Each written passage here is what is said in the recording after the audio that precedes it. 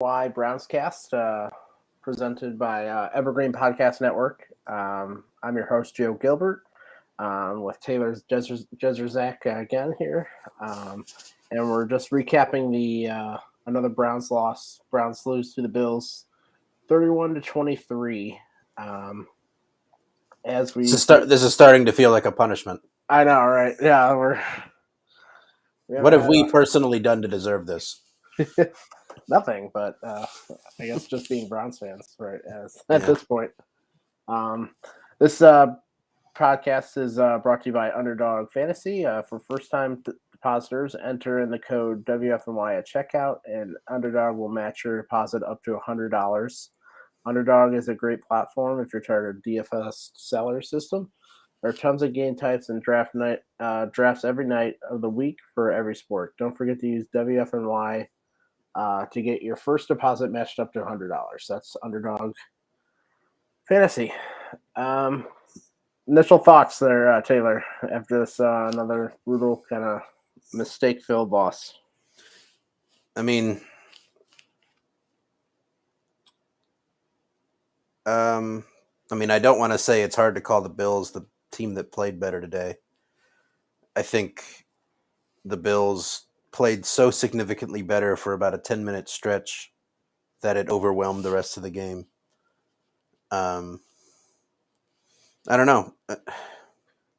It's another game where it felt like the Browns were way worse than they were because the mistakes are so glaring and consistent. Yep. Yeah, the Bills were the cleaner team. Let's just kind of go through some of the mistakes.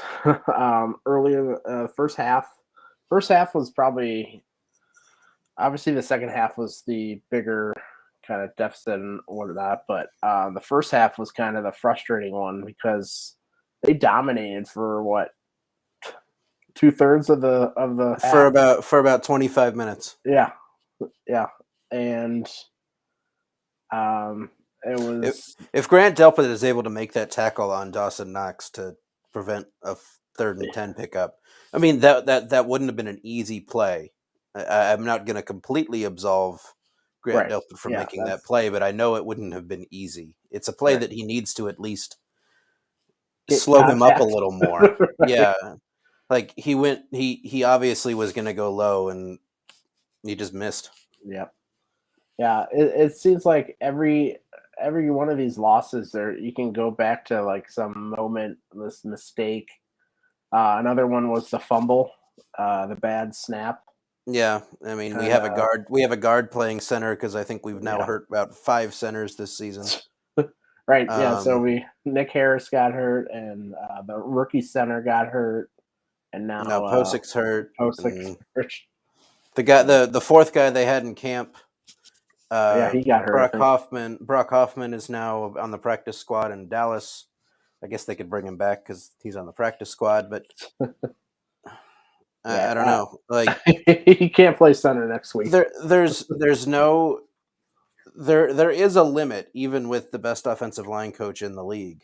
Yeah, there is a limit where when your right guard when your right guard is hurt and dealing with an injury, when your right tackle is hurt and dealing with an injury, and when you're down to like your 17th center, that things just aren't going to look the same. And teams. Well, as long as Jacoby Brissett is on the field, which it's not his fault, he's playing well. As long as Jacoby Brissett's on the field with Nick Chubb, teams are putting 8 guys in the box, and they're not able to run the ball. And you know, Jacoby Brissett's not making mistakes, I don't think, for the most part. Nick Chubb hasn't suddenly turned bad. Right.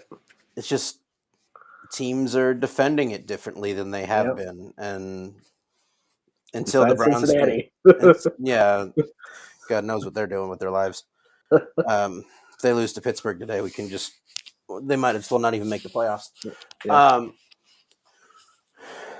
It's frustrating because you can see the moments in a game where if the Browns did one thing differently or if one thing went their way instead of the other team's way. Yep. Like There's a couple in the first half. There's the they two lost drops. they lost by 8 points today. Yeah. Yep. I can't even completely blame the defense. They forced 6 field goals today. Right. Yes, they had another bad game stopping the run, but any game you force 6 field goals is a game you should probably win. Right. Like, yeah. No, I know. It's another loss where you just like, you kind of like, okay, the defense wasn't bad. Like, they weren't great, but they weren't bad. The offense, the past game played really well. I mean, they threw for 316 yards. Yeah. Like, they almost went for 400 yards on the Bills. Like, it's just right. It's just the margins. Yeah, it's finishing drives. It's tight ends catching passes. It's special teams can't do anything. Yeah, special teams having a field goal blocked again. That's 3 points. Yeah. Stepping out of bounds on a 2-point conversion. That's 2 points. Yeah. I mean, that's 5 points you threw away. It's a 31-28 game.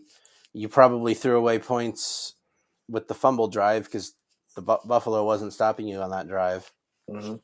The 2 drops in the red zone in the first half. Yeah, that's 4 points. Back-to-back drops by tight ends. That's 4 points. Harrison Bryant. I mean, I can't really blame him for that. That would have been hard. Getting your that's body control.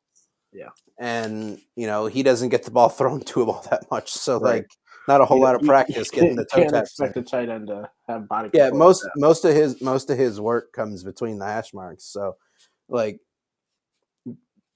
yes, you want your tight end to be able to make that catch, but there's very few tight ends in the league that are making that catch right now. So, I don't know. Like, it's a weird feeling because the team plays well enough that you can still talk yourself into them not being horrible. Mm-hmm. But they've gotten no benefit of the doubt from the football universe this year, which I suppose might be earned. Yeah. Whether or not you want to. I think it's yeah, but we didn't earn this. Right. True. Yeah. Us personally did not earn this. Yeah. I don't know. Tampa still kind of sucks. Maybe they'll beat them. I have no idea. Right. Like they could have beaten Buffalo today. Like it was there for them. They didn't. I don't think Buffalo necessarily is going to look back and say we won that game. The Browns pretty much threw it away. Yeah. Yeah. And it wasn't a 23 loss. They threw it away. And it wasn't throwing it away. Oh my God, they had 4 turnovers. They had 1 turnover, but against the Bills offense, that's points that you're taking off the board and giving to them. So and I don't want to make excuses for them. Like the fact that they're suddenly unable to run the ball is something they need to figure out. Yeah. And they may not be able to figure it out until for 2 more weeks. Yeah. Right. God, that Tampa defense is going to hold them to like negative points. But the Tampa offense might also score negative points. So right. Wow.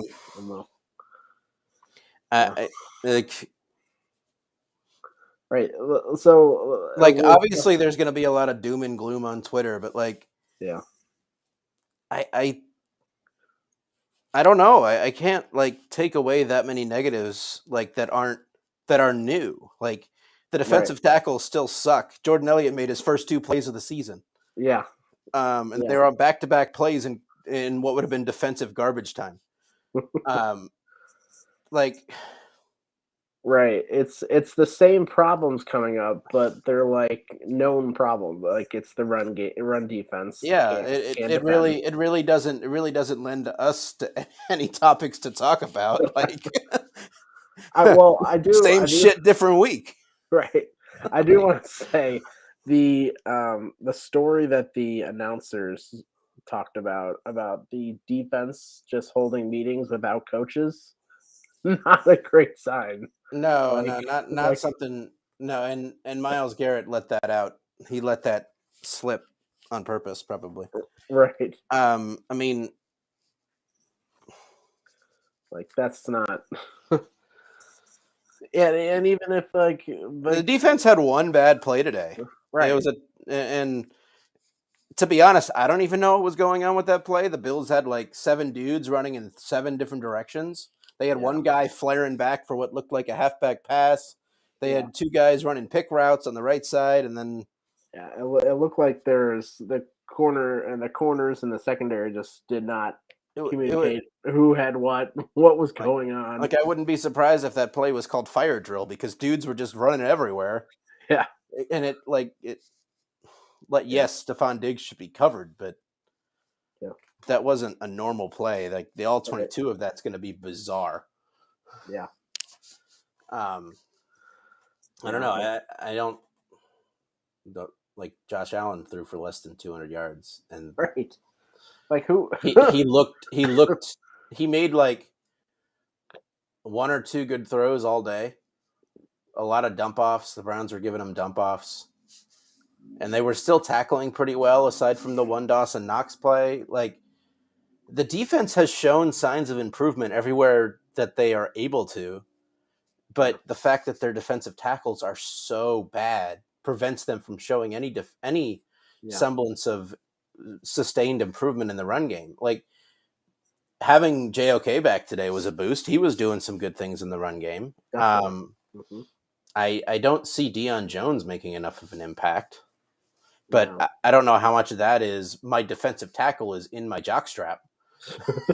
Also, going back to that story, but it was kind of weird hearing that Deion Jones is one of their leaders, and like he just got here 4 weeks ago. Like God, I know it's been longer, and it's got to be 2 months by now. Also, whatever. But yeah, that's like I don't know that kind of drew my ear there too. But it's tough to like there's not like any serious besides like the run defense, and then the run game just unable to do anything for the last. Man, how many weeks has it been? Besides that Cincinnati game, I pulled up Nick Chubb's game log. It has not been pretty since the Chargers game. Yeah, right. Yeah, it's teams 12, are figuring it out. He was okay against Baltimore. He was 16 for 91. Mm-hmm. You take out 16 for 9, like he had 39 for 192 and three touchdowns against Baltimore and Cincinnati. He's got 12 for 56 against New England, 11 for 63 against Miami. Most of that came on one run, and 14 for 19 against the Bills. And we looked this up. The last time he had that bad a game was against the Jets in the tail end of the 2020 season when the team had no receivers. And even then he was better. I think he was like 19 for 68. Yeah. But or no, 11 for 28. Right. Like that's not good, but it was better than today. Yeah. Nick Chubb hasn't been stopped this hard since Hugh Jackson decided not to play him.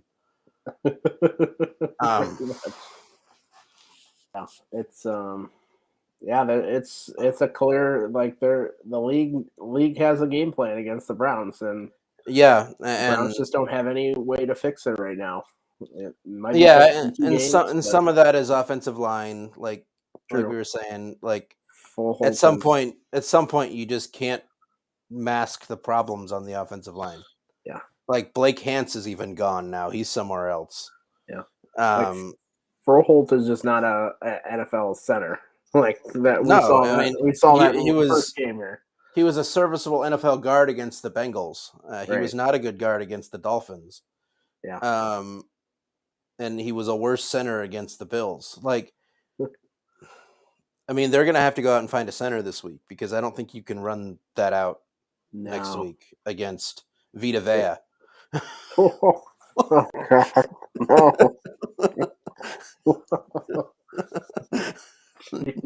He might. God, Brissett might just want to. Yeah, I'm gonna stay out of this game. Hey, Josh, you want to play? He's just gonna get blasted in the face all night. Oh God. Oh, Jacoby that's Brissett's going to start licking sink handles in right. gas station bathrooms so you can get COVID Oh my and God. not get eaten by Vita Vea next week. Hopefully Ethan can maybe get back, but I don't. He didn't play after what, one snap it took, Yeah, and I don't they know. said it was a knee injury, I think, because they tried to put a brace on it and that Yeah, didn't work. I mean, I think your option now is to go get another center. I mean, you just Gotcha. can't like. Gotta I have watched somebody competent. I watched the Panthers last year put up a 0 blocking grade against the Dolphins. The entire line had a 0 pass protection grade, and I wouldn't be shocked if that's what Froholt had today. Like, Yeah, he couldn't snap it. He couldn't block anybody in the run game. God, no, those and I can't necessarily even blame him. It's not his no, position. It's no, he shouldn't be out there. no, like when your fifth center is playing center in an NFL game against the best team in your conference. Yeah. Uh I do wonder. What was I gonna say? Oh, like there's a couple things that Stefanski. I just didn't understand. Well, the two back-to-back quarterback sneaks were kind of a death nail in the coffin of this game. I know yeah. the first one I agreed with. That's fine. That's what they do. They've been so successful all year on that. But when you see the guy just get absolutely exploded, just blown up on, and Yeah. then you run it again, like that one made no In his sense at defense, all. not many defense are going to expect it twice in a row. True. Should you expect it though? Like, I don't know. like I that one I scratched my head on because like do anything else, like because you're pretty much you're putting all the pressure on a backup guard We got to a third string guard in there playing fifth string center. right and We let's put we got our right guard who's dealing with an injury and hasn't right played substantial reps in a month. We got our right tackle who's been injured for the better part of the last 2 seasons. yeah. And Like, a left tackle who's like a roller coaster. It seems like. yeah, I mean, I know we talked about that in the preview. I'm sure. I mean, the issue is he has some glaringly bad reps that Yeah, like right. It just that spots them. it doesn't take a savant to see a bad offensive line play. Yeah, right. That's why people think, oh, he's been just absolutely terrible. He hasn't, but it's just those like giant negative plays that are just so glaring. Yeah, Like, what are you doing? And then you got Joel Batoni, who's just being Joel Batoni. Probably like, where the hell is my help? I can't. I would love to know, just to be in his head right now. Like he's gone from just an elite offensive line to just a banged up one, and he's like all left alone on this island. It seems. yeah. I mean, there's just not much they can do. Like, Yeah. it's the unfortunate truth of what's happening right now, and Yeah. the league is going to keep exposing them. The Bucks have a defense that can take advantage of it. I guess we'll see. I mean, as long as Jacoby Brissett's throwing for 316, you'd imagine that teams are going to defend it a little bit. But I guess teams are okay with that because Because Jacoby Brissett. It Yeah, takes a while for it to get go. Like his 316 yards are not like explosive, like throw down the no, field. He made some throws down the field, obviously, but like it takes him. It takes him what? How many passes did he have? 28 to get to that number. Like it. And defense. That's why defense are gonna allow that. They know that he's not gonna kill him with these throws downfield that can kind of change the game in one play. man, And 12 of Nick Chubb's rushing yards came on one play. yeah, That means he had 13 carries for 7 yards. Yeah, he had a couple of negative runs. Like, you don't usually. He was more productive in the pass game. Yeah. If I told you that, like. He was their third leading receiver. Yeah, there's a couple things. If I told you before the game, you would not believe me. Josh Allen would be outthrown by Jacoby Brissett. By a lot. Yeah, Nick Chubb would be more productive as a receiver. I think Hunt outgained. No, here's the one you wouldn't have believed. Nick Chubb and Stephon Diggs had the same amount of receiving yards. That is another good one. Like, that is insane. Like they did. That's another thing about the defense. Like, it's the defense does so many things well on a week to week basis, and then but they just have these like they can't stop the run. They can't tackle. Well, they've been considerably better at tackling since the Cincy game. Yeah, but they still have like these one or two plays where it's just like they look like they're first graders against the fresh. Better than it was at the beginning of the season where they had one or two plays a drive where they were doing that. True. So like and the missed communications are getting lesser and lesser. There's that one really bad one, obviously, in the end zone, but that doesn't make or break a game. The issue is they're just not. They don't have any kind of run-stopping presence on the defensive line. Yep. Without Jadeveon Clowney or Myles Garrett making a play, like they made some decent plays today in the running game. Mm-hmm. It was just your defensive tackles are getting blown off the ball. Like Tommy Togiai had one tackle and a 15-yard penalty. Taven Bryant had one tackle, and I think he was credited for the sack where Josh Allen fell down. Alex Wright had one tackle, and I think he drew a hold. Right.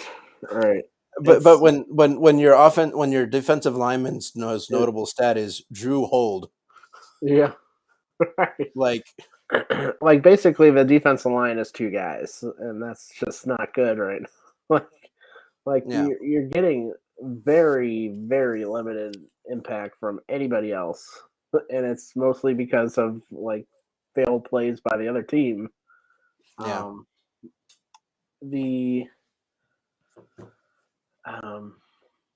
thing I wanted to talk about also is the linebacking core. It just is a lot better when JOK is out there. It just like they played last week. They were just abysmal. That was one of the worst games that we've seen them play. And then this week they look 100% better because they have their best player in the lineup. Deion Jones didn't register a stat. Yeah, but I'm like I'm looking for his name, and he like didn't register a tackle. Like Taki played well. Yeah, no, he mostly. Like, and Koromoa had 12 tackles. Like, right.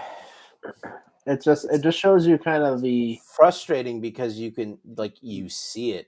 Yeah, it just shows you how slim the error their errors are, like the error of margin of error is on this team. Like if they didn't have JOK, it would have been it's a garbage. Yeah, I mean, if they had Anthony Walker right now, they'd probably not be giving up 170 yards on the ground a game. They might be giving up 140, but that's a big difference. Right. And this is yet another non-rushing team that was able to just gash them. And there's plays like that one touchdown drive in the second half. There was just a couple plays where it was Miami all over again, where the holes were just gigantic. Guys weren't even getting touched. The touchdown run, the running back didn't get touched. No, it's just awful. Like, it is historically bad. I mean,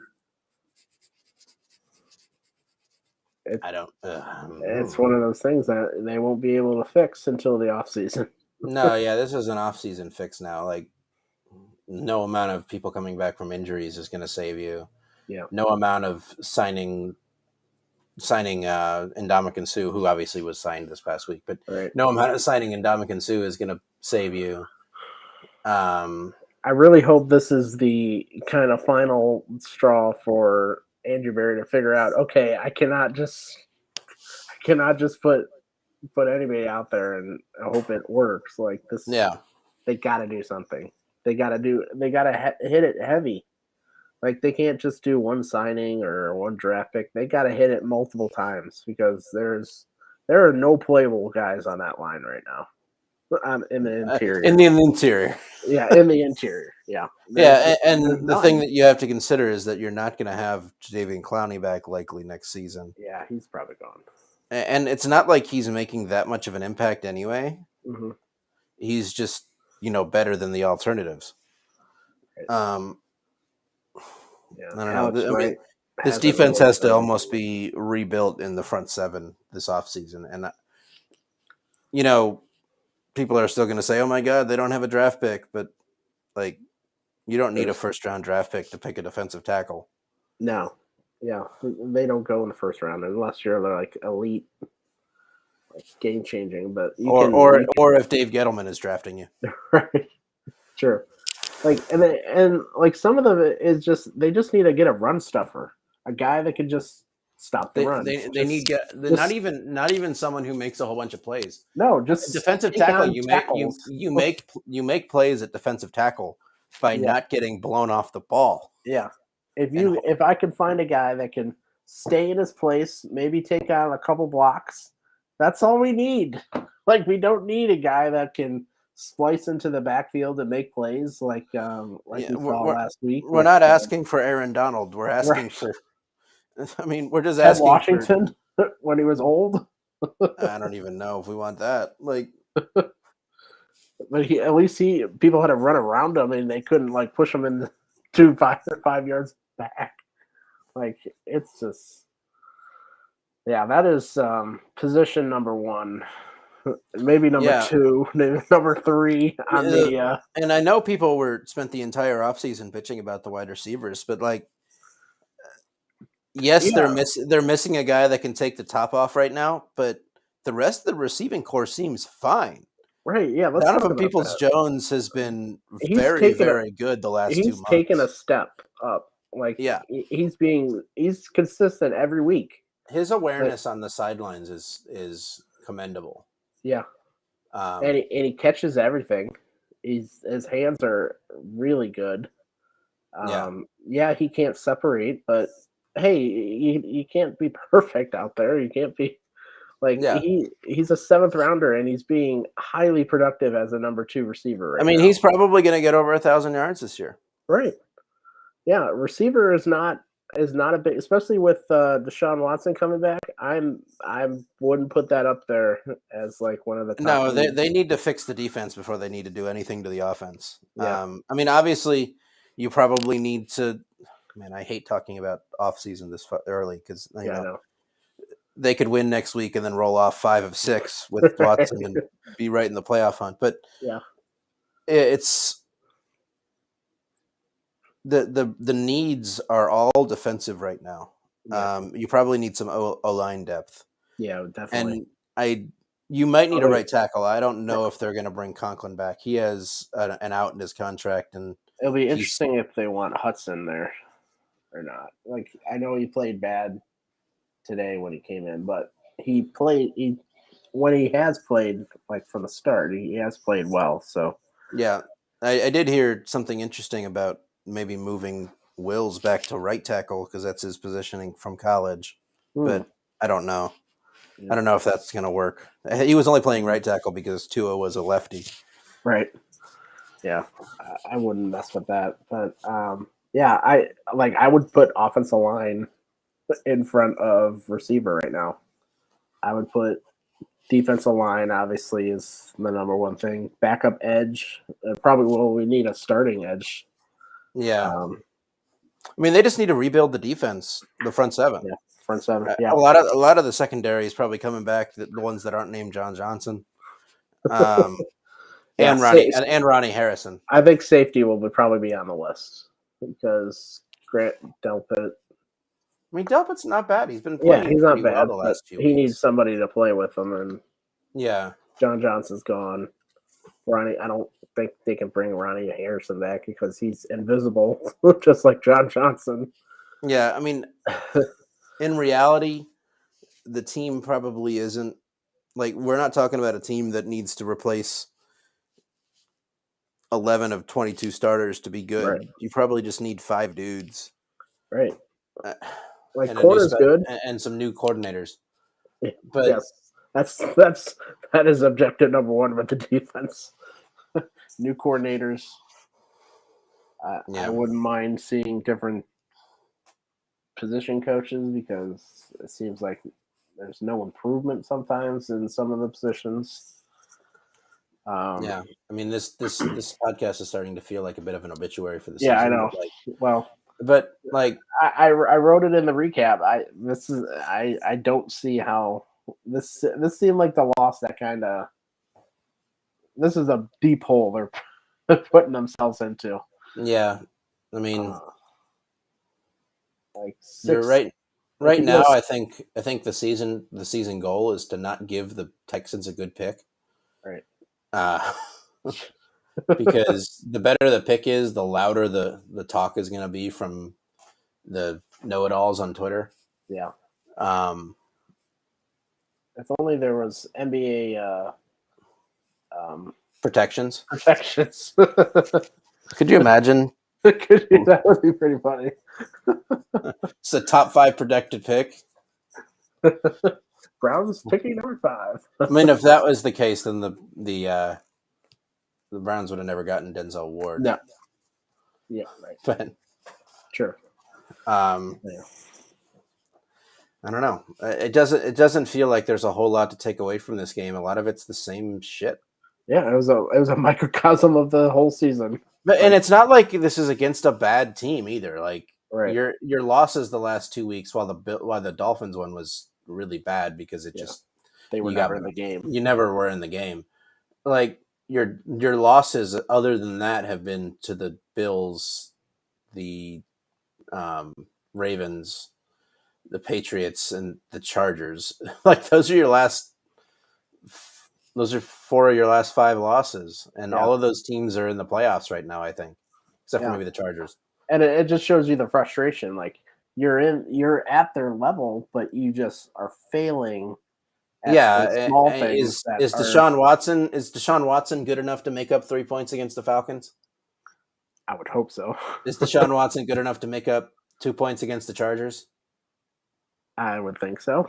Is Deshaun Watson good enough to make up 3 points against the Ravens? Definitely, yes. Is Deshaun Watson good enough to make up 8 points against the Bills when you held them to 3 field goals or 6 field goals? Yeah, like that's the issue with this season. Like the unfortunate part is you're relying on someone who is gone and is gone for things they deserve to be gone for. But like you're banking, like your entire franchise is hinging on someone that can't play, and all of these games you're losing are differences that he can make. Right. And the trouble is, yes, Joe Woods would probably still deserve to be fired, but if they win all these games, it might have been covered up. Yeah, like there's no reason to fire. Like if they don't blow the Jets game, if they make a field goal against the Chargers, if they don't get called for a pretty bad pass interference call against the Ravens, like. By the way, he did the same play today. Yeah, Amari Cooper did the little stiff arm kind of thing, no call. Yeah, so like the team isn't far away, and they're getting their hopefully best player back in 2 weeks. Mm-hmm. And like a top 5 quarterback in this league is usually worth, what would you say, about 6-7 points in the game? Probably at least. At least, I would say. Yeah. And we're getting good quarterback play.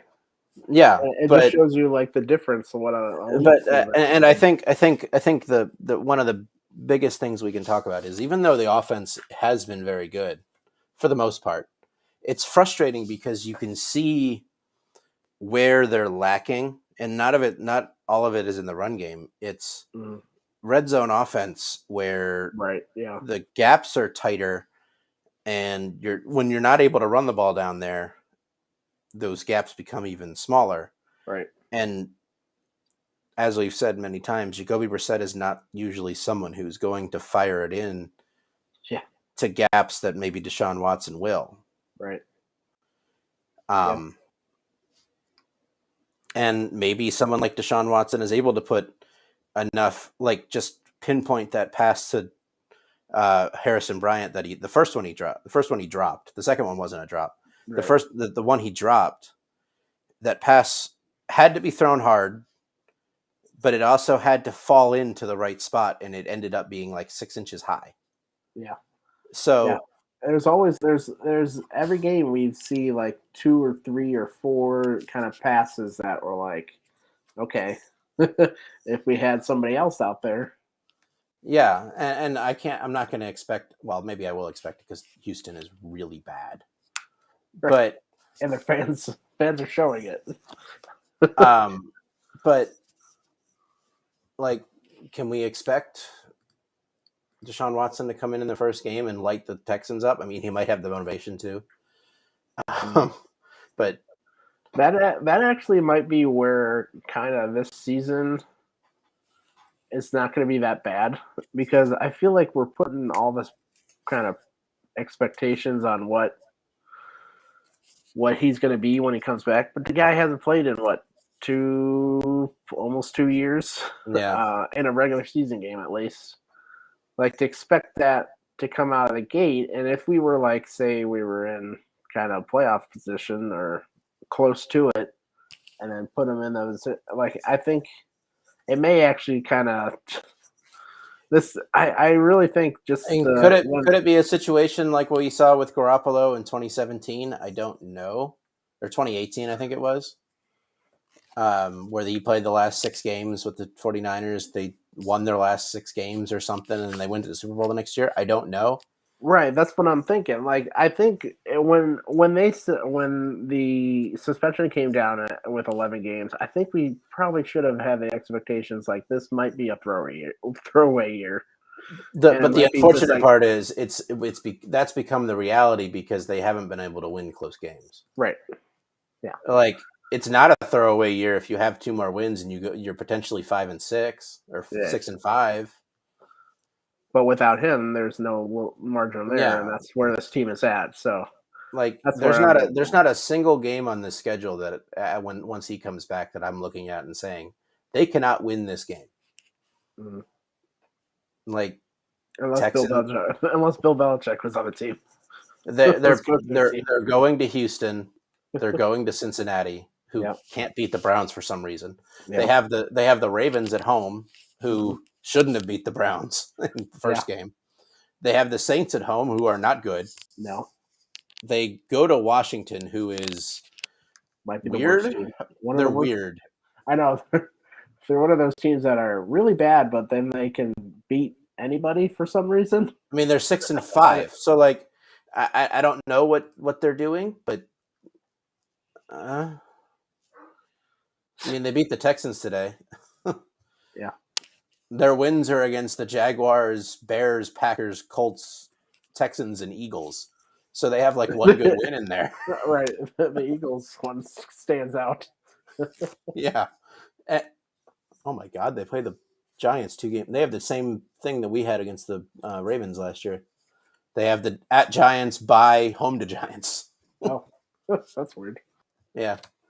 But like, I cannot honestly sit back and say that they couldn't win their last 6 games if Watson comes back and is as much of a difference maker as we hope he can be. Right. I'm not banking on him being that kind of player, but they have 6 winnable games to close the season. And the most painful way for this to end would be for them to win 6 games to close the season, finish 9-7, and be one game out. And you're looking at the Jets game and the Chargers game, which you should have won and you didn't. especially the Jets game. I really think that might actually be the deciding factor. Yeah. Like, they may be that. God, I can't get over that loss still. And it's funny, like, and it shows you like the Jets are good. Like they're not great or anything, but they're a lot better than them. And the Browns were way better than them for 75% of that game. 75. Okay, 85, 90, 97. 97. Like, it just shows you how this team is good. It just doesn't have that kind of eraser, which Deshaun, when he's fully healthy and fully at his level, he can erase the mistakes and kind of make this team better than what it is now. Yeah. I mean, the really hard to analyze part about this season is how close they truly are to not being as bad as their record. Like, they're not a team that is 3-7 bad, right? For the most part. Like, the run defense is 3-7 bad. The rest of the team is not 3-7 bad, but like I could say this team would probably trounce every other Cleveland Browns team besides the playoff season. I would say. I think they would probably. The thing with the playoff season is they stayed remarkably healthy. Right. Yeah. In a pandemic year. It's just weird. The offensive line stayed healthy. Yeah. It's so when they lost guys during the pandemic, they were only down to the second guy. Right. Did did all 5 of the linemen play every game? I think it was pretty close. I think Conklin may have missed the game. Conklin and Teller, I think, missed one each. Yeah, but it was never extended periods. The only player aside from OBJ, the only player to miss extended time that year was Chubb. He missed 4 games. Mm-hmm. Yeah, that's incredible. But yeah, so I don't know. I don't know what else we could say. It's just like, I don't know. I mean, they finally get to play a home game. I feel like they've not been at home for the better part of the last month and a half. Since Halloween. Yeah, and even before, they've played one game at home since October 22nd. We only got 3 left. Yeah, which is crazy. And I think they play at home next week, and then they have the Ravens and Saints at home, and then they close with 2 games on the road. I don't know. It was a weirdly laid out schedule. It is. Yeah, it definitely is, because they packed the home games in early, and then late in the season. What is it, 2? Yeah. Yeah. It's. Yeah, I don't know. So, say any final thoughts? I don't know. Get out of here. I guess we put ourselves through this again next week too. I know, right? I'll be at the game, so it'll be later. But yeah, final game of Brissett's Browns career, barring injury. And you know what? He might be a top 5 quarterback since they come back. He might be a top 3 quarterback since they've come back. Oh, he's clearly he might be a top 5. 2 quarterback since they came back. I can say it without a doubt. He is a top 5. Let's see. Hell, you might even be able to argue that he was the best. Right. There's a couple of years that Couch played well. A couple half seasons of good Couch, but yeah. That's where we're at. You have 2018 and 2020 Baker Mayfield, and then you have half of those seasons, really. You have 12 games of Derek Anderson in 2007. Mm-hmm. You have 8 games of Brian Hoyer, or 10 games of Brian Hoyer in 2014. Yep. 75 feet of crap under them. Yeah, it's pretty incredible. And then hopefully we get the best quarterback coming back that we have ever seen since '99 in 2 weeks. Yeah, I mean, Not a high bar to beat, but no, it's a fairly low bar to clear. one that could. But if he happen. comes in and throws for like, I mean, if dude comes in and throws for like 2,500 to 3,000 yards in 6 games, Oh man. I mean, I don't know. I don't know what to say. Yep. It's hard to. Pretty It's much the hard. season. Yeah, I just don't know what to say. it's hard to analyze because it's the same things every week. Mhm. They're not getting fixed, so I'm sure we could spend an entire. I feel like we've done the Joe Woods diatribe enough. Yeah. Um, I think at this point, I think the writing is on the wall finally. At least I would hope so. yeah. Once again, I've missed all the post game tweets. I don't know if that's good or bad. Like I would hope the writing is on the wall that he is finally gone, unless they somehow do the same thing last year where they just become a really dominant defense and shut down the Packers. But I think it's finally on the wall. So hopefully that's an improvement. But other than that, yeah. Yep. I mean, there's just not a whole lot to add. The run defense sucked. The pass defense did enough, but couldn't overcome the run defense. Jacoby Brissett was good, but not good enough. And the NFL has, with Jacoby Brissett on the field, figured out how to stop the running game. And special Yep. teams still blows. That's another that has been consistent on. That's like special teams has been the one consistent.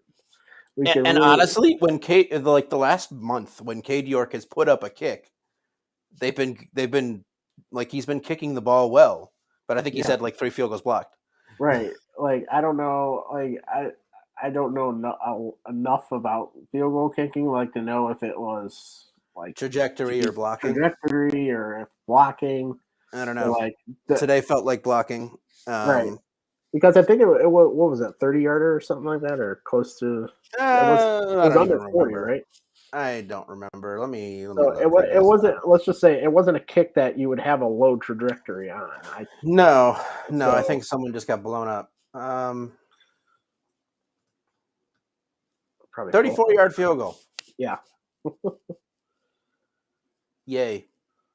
It was like we've kind of been blessed with just kind of last two or so seasons with great offensive line play, but these last couple games they've just been And some of the offensive line like injuries are bleeding into what the kicking game is, I would imagine. Yeah, I would think so because you're putting in probably guys that shouldn't be on the field to be Yeah. blocking. Yeah. So that's when you put in your backups to kind of block these things, and when the backups are playing on your offensive line, like Yeah. you're You're down to tight ends and linebackers right. blocking for field goals. Right.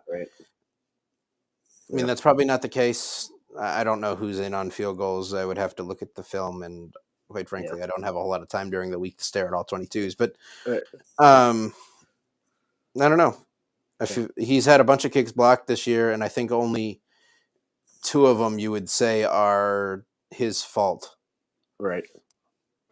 But yeah, when the ball has gotten past the line of scrimmage, the last few weeks, the kicks have looked good. They're not like wobbling all over the place. They're going in. It's just a matter of getting it over the line of scrimmage, and that's kind of where the kind of special teams is at. Like the coverage team sucks. Like, what the first two punt returns they just gave up. I don't know how many yards, quite a few, more than they should have. Yep. Jerome Ford looks like the kick returner, so that's good. Yeah, he looks solid. I don't understand why the Bills kept kicking it to him, to be honest. Right. I think after the long one down the near sideline, they were just like, you know what? Nope. We're done. Okay. Now, if we only get our special teams coach to figure that out, let's just kick it through the end zone and live another day. Yeah. But yeah, it's. I think the writing is on the wall for both those coaches. You would hope. because their units have been consistently bad, barring two or three good performances. But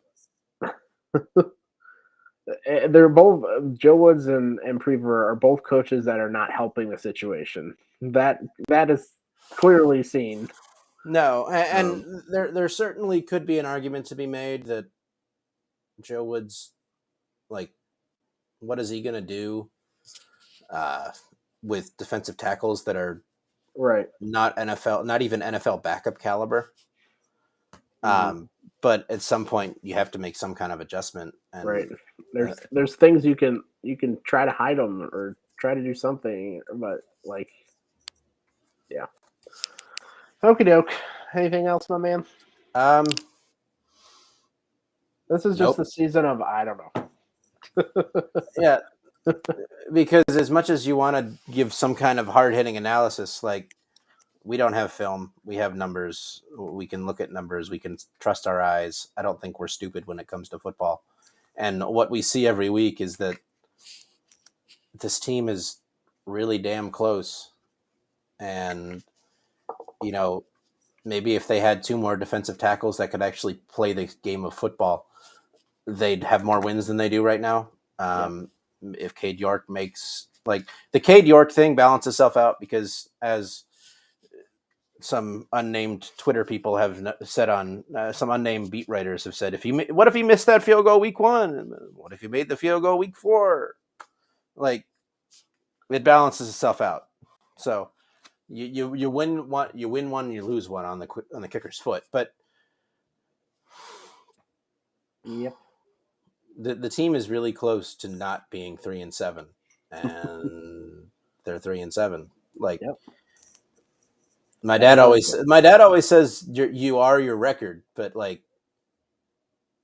are the Browns a 3-7 team? Probably not. Right. I think they're 5-5 with really bad luck. Yeah. Yep. Okay. And saying they're 5-5 isn't like saying, oh my God, they should be first place in the North. 5-5 is literally average. Yeah. Meh. So, they're meh. Yeah, they're 5-5 with bad luck. Right. Yeah. Okay. That's all we got, man. We got one more game of Jacoby Brissett, and then we'll kind of see where this actual team is. We'll actually see the team that we're going to have for the next couple of years, hopefully. Yep. Yeah. Thanks for joining us, everybody. This is another WFNY BrownsCast, part of the Evergreen Podcast Network. We'll be back sometime this week to talk about, obviously not on Thanksgiving. Hopefully I get to talk about a win sometime in my lifetime here. Right, I know, right? I haven't gotten to talk about a win since the Steelers game. Yeah. Yeah, one of these days we will. But yeah, Buccaneers preview show sometime next week before Thanksgiving, I would assume. So, yeah, take a look, and we'll see you next week. Thanks.